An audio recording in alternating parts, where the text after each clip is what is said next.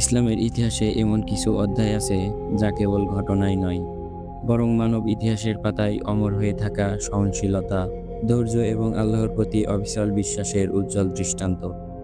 এমনই এক অধ্যায় হলো রাসূলুল্লাহ সাল্লাল্লাহু আলাইহি ওয়াসাল্লামের তায়েফ যাত্রা। এটি ছিল দুঃখ, কষ্ট এবং ত্যাগের এমন এক নিরন্তর পথ চলা, যা শাশ্বত কাল ধরে প্রতিটি মুমিনকেই অনুপ্রেরণা যোগাবে। নবুয়তের ১০ম বছরটি ছিল রাসূলুল্লাহ সাল্লাল্লাহু আলাইহি ওয়াসাল্লামের জীবনের এক গভীর শোকের বছর। এই বছর তিনি পরপর দুজন প্রিয় মানুষকে হারান, যারা ছিল তার দাওয়াতি জীবনের স্তম্ভ।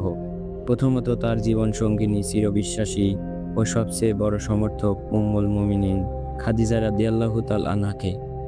দীর্ঘ ২৫ বছরের দাম্পত্য জীবন, যখন মক্কার কেউ তাকে বিশ্বাস করেননি, খাদিজা রাদিয়াল্লাহু তাআলা আনহা তখন ছিলেন তার সান্ত্বনা, তার শক্তি আর অনুপ্রেরণা।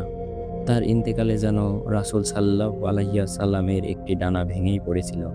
এর মাত্র কয়েক মাস পরেই তিনি হারান তার প্রিয় চাচা ও অভিভাবক আবু তালিবকে। আবু তালিব মুসলিম না হলেও মক্কার কুরাইশদের অত্যাচার থেকে রাসূল সাল্লাল্লাহু আলাইহি ওয়াসাল্লামকে আগলে রেখেছিলেন ঢালের মতোই। এই দুই মহাপ্রাণ মানুষের হৃদয়ে মক্কার কুরাইশদের বিরোধিতা ও নির্যাতন এমন চরম রূপ নাই যে মক্কায় ইসলামের দাওয়াত দেয়া প্রায় অসম্ভবই হয়ে পড়েছিল। রাসূল সাল্লাল্লাহু আলাইহি ওয়াসাল্লাম এবং তার সাহাবীদের উপর সামাজিক ও অর্থনৈতিক অবরোধ আরও কঠোর করা হলো।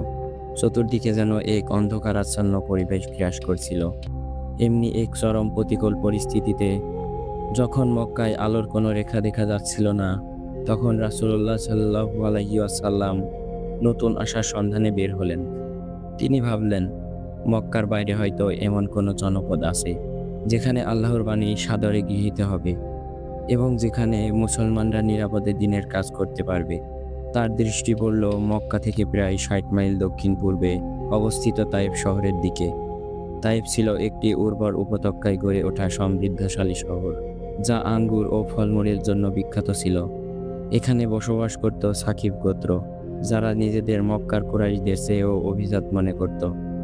রাসূলুল্লাহ সাল্লাল্লাহু আলাইহি ওয়াসাল্লাম আশা করেছিলেন এই শহরের সর্দাররা হয়তো তার ডাকে সাড়া দেবে। রাসূলুল্লাহ সাল্লাল্লাহু আলাইহি ওয়াসাল্লাম এই কঠিন পথ একা পাড়ি দেননি। তার বিশ্বস্ত সহচর, পালক পুত্র এবং আত্মোৎসর্গকারী সাহাবী যায়েদ ইবনে হারেসা রাদিয়াল্লাহু তাআলা আনহু ছিলেন তার সঙ্গী। তারা দুজন মক্কা থেকে পায়ে হেঁটে তাইফের দিকে রওনা হলেন। দীর্ঘ বন্দর আর ক্লান্তির ছিল সেই পথ। প্রতিটি কদমে ছিল আল্লাহর দ্বীন প্রতিষ্ঠার অদম্য আকাঙ্ক্ষা, উম্মতের হেদায়েতের চিন্তা এবং ভবিষ্যতের এক সোনালী স্বপ্নের প্রতিচ্ছবি। সূর্যের প্রখর তাপ, ক্লান্তিতে শ্রান্ত শরীর, কোনো কিছুই তাদেরকে দমাতে পারেননি। তারা পৌঁছলেন তাইফ শহরে।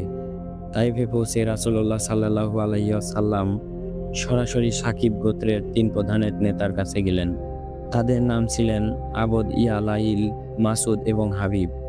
তারা ছিল সহোদর ভাই এবং গোত্রের সবচেয়ে প্রভাবশালী ও ক্ষমতাধর ব্যক্তি। রাসূলুল্লাহ সাল্লাল্লাহু আলাইহি ওয়াসাল্লাম অত্যন্ত বিনয়, ধৈর্য এবং সহমর্মিতার সাথে তাদের কাছে আল্লাহর একত্ববাদের দাওয়াত দিলেন। তিনি তাদের প্রতি মূর্তি পূজা ত্যাগ করে এক আল্লাহর ইবাদত করার আহ্বান জানালেন। তিনি তাদেরকে বোঝাতে চাইলেন এর মাধ্যমেই তাদের দুনিয়া ও আখিরাতের মুক্তি নিহিত।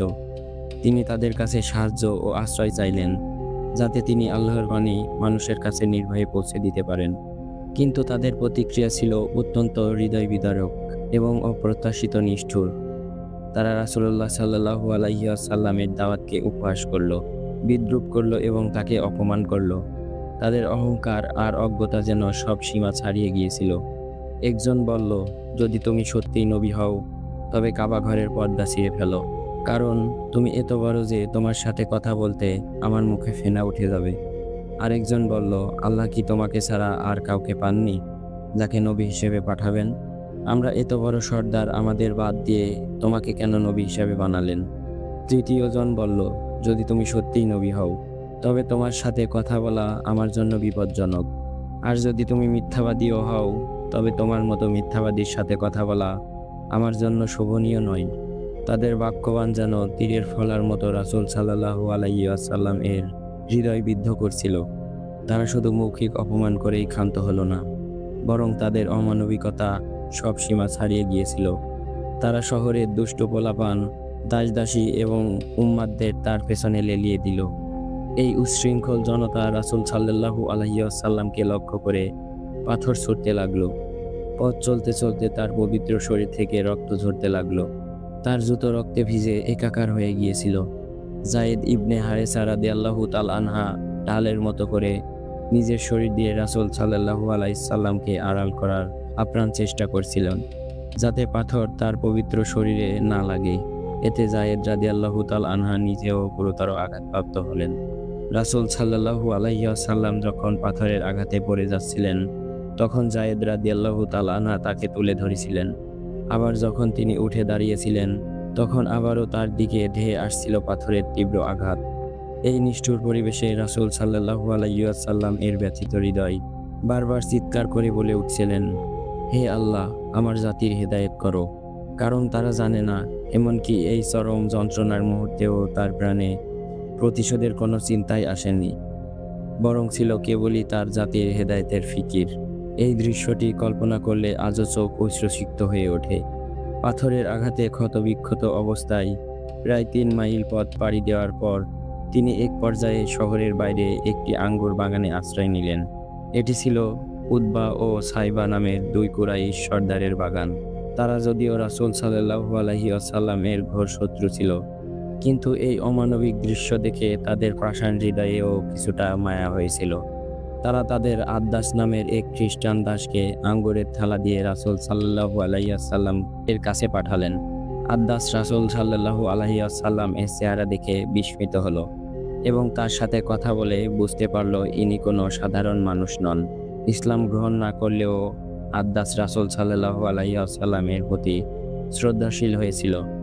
বাগানে আশ্রয় নিয়ে যখন তিনি কিছুটা স্বস্তি পেলেন, তখন তার শরীর থেকে রক্ত ঝরছে, মন ব্যথিত। এই চরম অসহায়ত্ব এবং বেদনার মুহূর্তে তার পবিত্র হৃদয় থেকে আল্লাহর কাছে এক গভীর আকুতি ভরা মুনাজাত উচ্চারিত হলো। এই মুনাজাতটি ছিল তার চরম অসহায়ত্ব, আল্লাহর উপর তার পূর্ণ ভরসা এবং মানবজাতির প্রতি তার সীমাহীন ভালোবাসা এবং প্রতিচ্ছবি।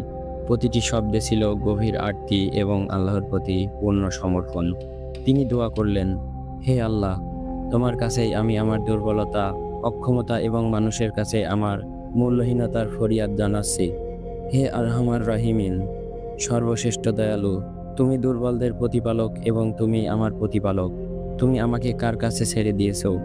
এমন অপরিচিতের কাছে যে আমার সাথে দুর্ব্যবহার করবে, নাকি এমন শত্রুর কাছে যে আমার উপর কর্তৃত্ব করবে? যদি তোমার অসন্তুষ্টি থাকে তবে আমার কোনো পরোয়া নেই, তবে তোমার ক্ষমা ও নিরাপত্তা আমার জন্য আরও বেশি প্রশস্ত। আমি তোমারই সেই নূরের আশ্রয় চাই, যা অন্ধকারকে আলোকিত করে এবং দুনিয়া ও আখিরাতের সব বিষয়কে ঠিক করে দেয়। যেন আমার উপর তোমার গজব নাজিল না হয় এবং তোমার অসন্তুষ্টি আমার উপর আপতিত না হয়। আমি তোমারই সন্তুষ্টি কামনা করি, যতক্ষণ না তুমি সন্তুষ্ট হও।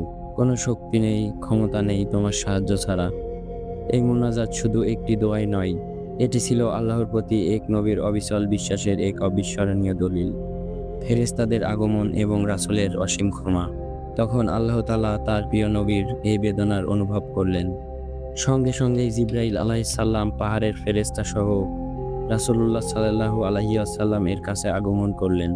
পাহাড়ের ফেরেশতা সালাম দিয়ে বললেন, হে আল্লাহর রাসূল, মহান আল্লাহ তায়েববাসীর কথা শুনেছেন এবং আমাকে আপনার কাছে পাঠিয়েছেন। আপনি যদি অনুমতি দেন তবে আমি এই 2 পাহাড়কে একত্র করে এই তায়েববাসীকে পিষে ফেলব। প্রতিশোধ নেওয়া এমন এক সুবর্ণ সুযোগ পেয়েও দয়ার নবী রহমতুল্লিল আলামিন হযরত মুহাম্মদ সাল্লাল্লাহু আলাইহি ওয়াসাল্লাম বললেন, না, আমি এটা চাই না, বরং আমি আশা করি আল্লাহ তাদের বংশ থেকে এমন মানুষ বের করবেন যারা এক আল্লাহর ইবাদত করবে এবং তার সাথে কাউকে শরিক করবে না। এই ঘটনা রাসূল সাল্লাল্লাহু আলাইহি ওয়াসাল্লাম এর অসীম ক্ষমাশীলতা, তার দূরদর্শিতা এবং তার সুদূর প্রবাসীর চিন্তায় প্রকাশ পায়। তিনি তাৎক্ষণিক প্রতিশোধের পরিবর্তে ভবিষ্যতের দিকে তাকিয়েছিলেন। তায়েফ থেকে ফিরে আসার পথে কারনুল মানাজিল নামক স্থানে রাসূলুল্লাহ সাল্লাল্লাহু আলাইহি ওয়াসাল্লাম এর সাথে জিনদের একটি দলের সাক্ষাৎ হয়।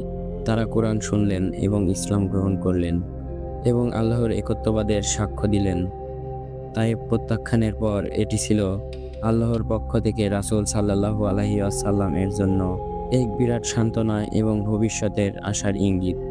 এরপর মক্কায় ফিরে আসার পথে তিনি মুতইম ইবনে আদিম নামক এক কাফিরের আশ্রয় গ্রহণ করেন।